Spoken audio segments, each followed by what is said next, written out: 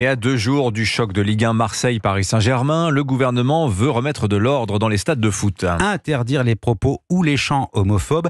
Tous les acteurs du football se sont retrouvés hier place Beauvau. Le ministre de l'Intérieur promet d'installer des policiers en civil dans les tribunes. Son collègue des sports annonce la mise en place prochaine de la billetterie nominative pour tous les clubs de Ligue 1 et de Ligue 2.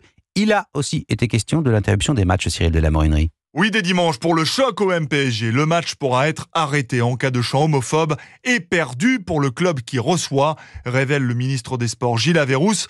Mais arrêter les matchs est très compliqué, ce n'est pas la bonne solution, tempère le ministre de l'Intérieur.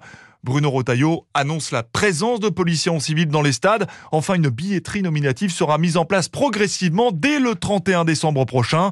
Johan Lemaire, président de l'association Foot Ensemble qui lutte contre l'homophobie dans le football, espère que ces annonces seront vraiment suivies d'effet. Le ministre de l'Intérieur, il a sorti les gros bras, il fonce dans le tas, j'ai envie de dire. C'est dans l'idéal, arrêter un match puis régler le problème comme ça en 2 minutes. Mais il faudra des résultats parce que ça fait quand même 10 ans qu'on en entend parler tous les ans. La suspension de match en raison de chants homophobes ou racistes n'est pas une mesure nouvelle, elle fait partie du protocole de la FIFA.